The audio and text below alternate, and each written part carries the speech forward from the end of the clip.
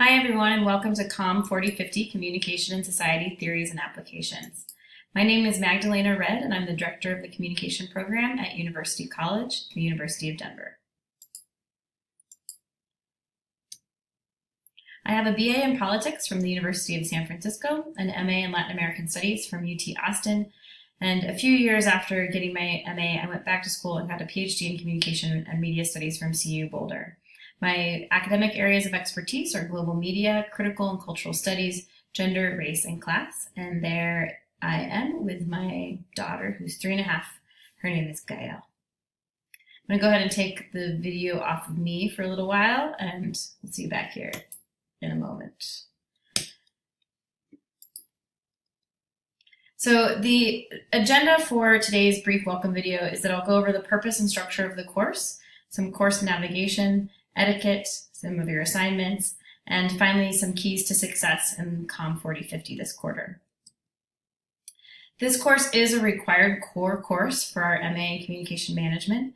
It complements the research course COMM 4905, the interpersonal and organizational communication course COMM 4020, and the applied critical thinking course COMM 4045 by exploring mass communication and media studies theories. While I know not everyone will share my deep love of theory, I hope that over the next 10 weeks you'll gain an appreciation for the way communication theory can help you look at the world a bit differently and understand the work that you do as a communications professional through a different lens. This is a master's level course, and let me be clear, it is a tough course. There's a lot of reading and challenging material, and as the syllabus says, you'll need to make time for this course, about 10 to 12 hours per week. And you'll also need to commit to thinking deeply about things that may not always make immediate sense to you. No one ever said graduate school would be easy, but I do think that this class would be fun. Since it is a graduate level class, you are expected to communicate both in writing and orally at a graduate level. If you're nervous about what that means, please let's talk some more. But at the most basic level, it means that as a graduate student, you are in charge of and responsible for your education. I'll expect you to be proactive with any concerns you have about the class or your needs. I also expect you to thoroughly read and learn your syllabus and course container.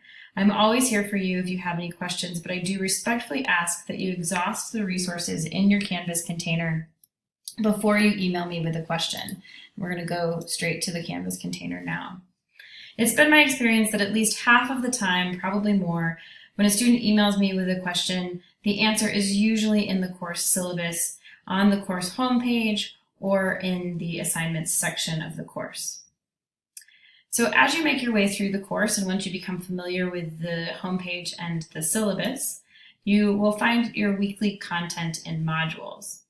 The way that the course is currently set up, you have your welcome module, some course resources. This is an assignment that I'll talk to you about later. And then you have your weekly overview. I'm just going to scroll through so you can see some of that. Not everything's published yet, as it is still a work in progress. But just as an example, here you have week 1 overview communication theory and practice, which tells you what we'll be working on, your learning objectives, your readings, and some of the things that you'll be doing. In each weekly module, you'll also find your weekly discussions. Your first discussion posts each week are due on Wednesday night at midnight, and I highly encourage you to post as early in the week and as many times throughout the week as possible. It becomes incredibly challenging to keep up with your classmates and engage thoughtfully and meaningfully, as I expect you will, if you procrastinate on the discussion boards. I see the discussion boards as equivalent and perhaps even more important than traditional in-class discussions. Since everyone is required to participate and engage with one another, these are typically incredibly powerful spaces for learning, and I hope that you'll enjoy ours. As I mentioned before, please review the syllabus section of our course container, and part of the syllabus includes the expectations about discussions, so kind of right in the middle of the page. So check that out. You will participate in an average of 2 discussions per week. These are graded discussion boards, and each discussion questions ask that you make informed claims based on and supported by evidence in your readings and from your life experience.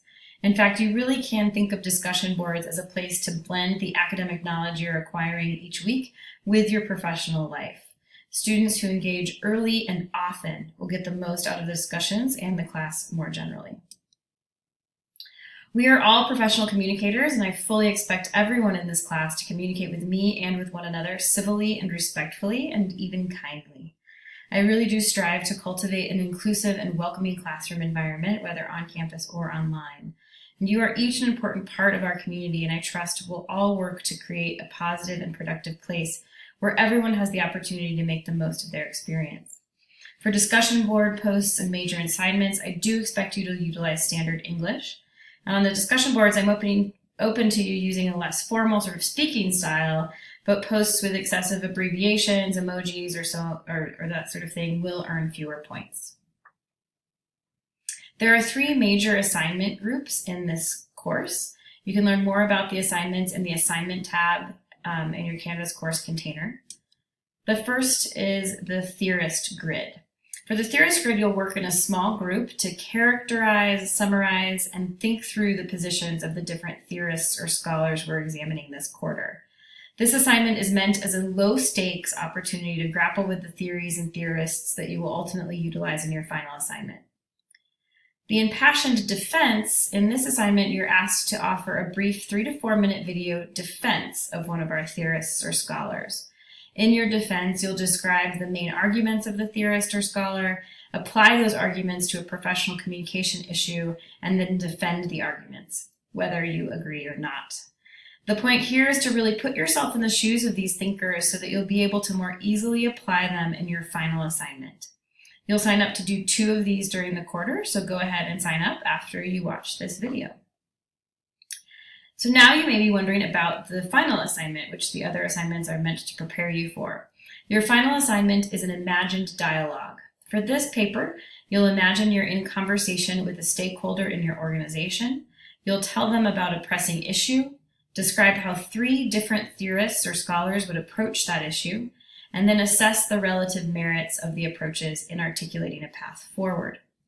Throughout the quarter, you'll have the opportunity to think about the final assignment via a short proposal and later a 1-page outline. In addition to helping you get to know several mass communication theories in depth, the assignment provides you with the tools to, as the course description says, implement analytical concepts in your approach to decision-making, effective communication, and creative thinking skills in your professional environments. As with all UCall online courses and on-campus courses, you'll also participate in discussion boards, and you're expected to use the Turabian style guide and the UCall formatting guidelines, which can be found on the course homepage. This is super important. Lots of students ask questions about this. I'm open to answering questions. Mostly you are communication professionals, and all communication professionals have to learn how to use a style guide. Ours happens to be Turabian. To be successful in this course, you should know that I have high expectations.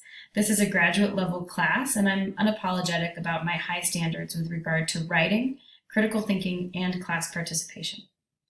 For this class, I believe you'll do great if you engage thoughtfully, respectfully, and regularly, think critically, consider context, and apply what you're learning, and if you're also proactive about your learning and relationship building.